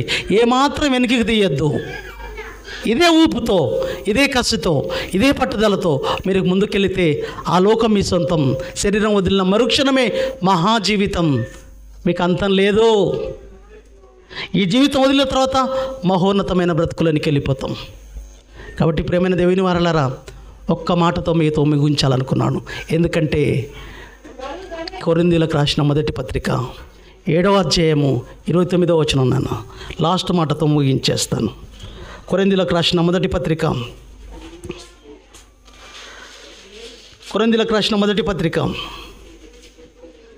7వ అధ్యాయము చివరిగా ముగించేస్తున్నాను. సహోదరులారా నేను చెప్పేదేమనగా 7:29 సహోదరులారా నేను చెప్పేదేమనగా కాలము సంకుచితమై ఉన్నది గనుక కాలము సంకుచితమై ఉన్నది గనుక, కాలము సంకుచితమై ఉన్నది గనుక అంటే కాలము ఇక ఈ యొక్క లోకం ముగించే దశలో ఉందంట. దేవుడు చెప్తున్నాడండి, లోకము కాలము సంకుచితమై ఉన్నది గనుక ఇక మీదట భార్యలు కలిగిన వారు భార్యలు లేనట్టును, ఏడ్చువారు ఏడవనట్టును, సంతోషపడువారు సంతోషపడినట్టును, కొనువారు తాము కొనినది తమది కానట్టును. ఎందుకంటే ఈ లోకము అనుభవించువారు అమితముగా అనుభవింపనట్టును ఉండేవాళ్ళను. ఎందుకంటే ఎలాగనగా ఈ లోకపు నటన గతిస్తుంది, ఆగిపోతుందండి ఈ ప్రకృతి. ఒకరోజు ఈ యొక్క ప్రకృతి ఆగిపోతుంది. ఈ లోకం అనే రంగస్థలము మీద రంగులేసుకొని మనం పాత్రధారులుగా ఉన్నాం. ఈ లోకం అనే రంగస్థలం మీద రంగులు వేసుకొని, రంగులు పూసుకొని, ఒకరు భార్యగా, ఒకరు భర్తగా, ఒకరు తమ్ముడుగా, ఒక అన్నగా, ఒక కొడుకుగా, ఒక కుమారుడుగా, ఒక అత్తగా, ఒక మామగా, నటనలుగా, పాత్రలుగా పోషిస్తున్నారు మీరు. ఒకరోజు ఈ పాత్రలను వదిలిపెట్టే టైము ఆసన్నమైంది. మీ పాత్రలను మీరు సమర్థవంతంగా పోషించండి. భార్య పాత్రగా భార్యగా పోషించండి, భర్త పాత్రగా భర్తగా పోషించండి. ఎవరు పాత్రలు వారు సమర్థవంతంగా పోషించి ఈ లోక నటన గతించిపోతుంది. ఈ రంగస్థలం ఇంకా మూసేస్తున్నాను. ఈ భూప్రపంచములు లయమైపోయే కాలం దగ్గర పడ్డది. ఈ భూప్రపంచాలు లయమైపోయే టైం దగ్గర పడకున్నా మీ బ్రతుకులు కూడా ఎప్పుడో రేపో మాపో ఆగిపోయే అవకాశం ఉంది. కాబట్టి మీరు ఆయా పాత్రలుగా ఉన్నాం. నేను ఒక భర్త పాత్రగా, ఒక కొడుకు పాత్రగా, ఒక తమ్ముడి పాత్రగా, ఒక అన్న పాత్రగా నేను నటిస్తున్నాను అంతే. ఇవన్నీ పాత్రలండి. నటన అంటారు చూసారా, నటన. ఆయన సూత్రధారి, మనం పాత్రధారులం. ఈ పాత్రలను ఒకరోజు వదిలిపెడితే అందరం ఆత్మలుగా ఆ మహోన్నతమైన లోకాన్ని చేరుకోవాలి. ఒకరోజు ఈ పాత్రలను వదిలిపెట్టే టైం దగ్గర పడ్డది. వదిలిపెట్టే లోపు ఆ మహాలోకంలో రాబోయే ఏమన్నాడు, వాస్తవమైన జీవమును సంపాదించుకునే నిమిత్తము తమ కొరకు మంచి పునాది వేసుకునే వారంగా మనం ఉండాలి. అదే నిజమైన సంపద, అదే నిజమైన స్వాస్థ్యం, అదే స్థిరమైన స్వాస్థ్యం, అదే శ్రేష్టమైన స్వాస్థ్యం. ఆ సంపద కోసం ఈ చిన్న కాలంలో, ఈ చిన్న జీవితంలో, ఈ క్షణకాల జీవితంలో మనం ఆ మహాబ్రతుకును అందుకునే వరంగా ఉండాలని మనస్ఫూర్తి కోరుతూ సెలవు తీసుకుంటున్నాను. తలలు ఉంచండి. మహాపరిశుద్ధుడా, మా కన్న తండ్రి, విలువైన నీ మాటలు నీ పిల్లలతో పంచుకున్నాను తండ్రి. కొన్ని అంతరాయాలు జరిగినా, కొన్ని పరిస్థితులు, ఇబ్బందులు పడ్డాను. నీ మాటలు సాధ్యమైనంత వరకు నీ పిల్లలకు ఏవైతే చెప్పాలో అవి చెప్పే ప్రయత్నంలో నేను ప్రయత్నాలు చేశాను తండ్రి. ఈ ప్రయత్నంలో భాగంగా నీ పిల్లలు వాళ్ళ పాత్రలు వాళ్ళు సమర్థవంతంగా పోషించుటలో, ఇని ఇడిచిపెట్టేవారుగా కాక ఫలించే పిల్లలుగా అర్థం చేసుకునే దిశలో ఆలోచించుటలో కృప చేయండి. ప్రతి మాటను ఇంటికెళ్ళి మళ్ళీ ఆలోచించుకొని మా జీవం ఏపాటిది, ఇంతలో కనబడి అంతలో మాయమయ్యే ఆవిరితో పోల్చుతున్నాడు ఒక పోలికతో. ఇంత చిన్న జీవితం కలిగిన మా బ్రతుకులు చూస్తుండగానే మా కాలం ఇలా అరిగిపోతుంది, తరిగిపోతుంది, మాయమైపోతుంది. ఇటువంటి జీవితాన్ని ఇచ్చిన మాకు దేవుడి ప్రణాళిక, దేవుడి ఉద్దేశం ఏంటని ఆలోచించుకొని ఆ దిశ వైపుగా బ్రతుకులను, జీవితాలను కట్టుకున్నట్టులో కృప చేయండి. ఆ మహా భవిష్యత్తు, ఆ మహా స్వాస్థ్యాన్ని పొందుకున్నట్టులో ఈ జీవితకాలంలో యేసుక్రీస్తును సొంత రక్షకునిగా అంగీకరించి ఈ యేసుక్రీస్తు ద్వారానే ఆ మహాబ్రతుకును, స్వాస్థ్యాన్ని సంపాదించుకోవాలన్న ఆలోచనలతో మొదటి శతాబ్ద క్రైస్తవం ఏ విధంగా అయితే తమ కష్టాన్ని, తమ ఆర్థికాన్ని, తమ సహాయాన్ని, తమకున్న సమస్తాన్ని చిరస్థిర ఆస్తులు నమ్మి దేవాన్ని యొక్క వాక్యం కోసం, వాక్యం లేని అనేక పిల్లల కోసం తమ జీవితాలనే తాకట్టు పెట్టి దేవా, ఆస్తిని పోగొట్టుకోవడానికి ఎంతగా సంతోషంగా వాళ్ళు ఇష్టపడ్డారో ఆ బహుమానాన్ని పొందుకోవడం కోసం మేము కూడా అదే ఆలోచనలతో, అదే ఉత్సాహంతో, అదే ఉద్యమంతో, ఆలోచనలతో ముందుకు సాగుతూ, అటువంటి ప్రణాళికతో, అటువంటి ఉద్దేశాలతో మేము కూడా ముందుకు సాగాలి. ఈ చిన్న జీవితంలో ఆ మహాబ్రతుకును మేము కూడా అందుకోవాలి. అందుకే మాకు ఈ పాఠం, అందుకే మాకు ఈ యొక్క ఆయుష్ను కలిగి ఇక్కడ మేము చేరువచ్చాం, ఇక్కడ కూడి వచ్చాం. మాకు అవకాశం ఇచ్చావు. ఈ మాటలు వ్యర్థమైపోకుండా మా బ్రతుకులు కూడా ఒక పటిష్టమైన నిర్ణయాలు తీసుకొని, నిబంధన చేసుకొని మా బ్రతుకులను కట్టుకున్నట్టులో, మా బ్రతుకులు నిలబెట్టుకున్నట్టులో కృప చేయండి. వచ్చిన బిడ్డలను పేరు పేరున దీవించండి, ఆశీర్వదించండి. ఎంతమంది అయితే ఈ కార్యక్రమాల కోసం తండ్రి ప్రత్యక్షంగా పరోక్షంగా సహాయ సహకారాలు అందించిన నీ బిడ్డలను, వాళ్ళ యొక్క కష్టాన్ని, వాళ్ళ యొక్క త్యాగం, వాళ్ళ యొక్క ఆనందం, సంతోషం ఎంతమంది అయితే పంచిపెట్టారో వాళ్ళందరినీ జ్ఞాపకం చేసుకొని వారికి పరసంబంధమైన ఆశీర్వాదాలు మెండుగా దయచేయండి. ఇంకా ఉన్నతంగా, ఉత్సాహంగా ఇలాంటి ఎన్నో దైవ కార్యక్రమాలు ఎన్నెన్నో చేయటంలో తండ్రి ఆ బిడ్డలకు మంచి ఆలోచన, మనసును దయచేయండి. రాని వారిని కూడా జ్ఞాపకం చేసుకోండి. వచ్చిన నీ పిల్లలు, దూరం నుంచి వచ్చిన పిల్లలు మళ్ళీ వెళుతుండగా కృప చేయండి, సహాయం అందించండి. మళ్ళీ నిశ్చితమైతే మరొక సదస్సులో మరొక ఉన్నతమైన ఆలోచనలతో, ఉన్నతమైన అంశంతో ఆలోచించుకున్న భాగ్యం, ధన్యతను దయచేయండి. ఇప్పటి వరకు నాకు చేసిన సహాయాన్ని బట్టి, కృపను బట్టి స్తుతులు చెల్లించుకుంటూ ప్రభువైన యేసుక్రీస్తు పేరిట ఈ ప్రార్థన అడిగి వేడుకుంటున్నాం మా కన్న తండ్రి. ఆమేన్.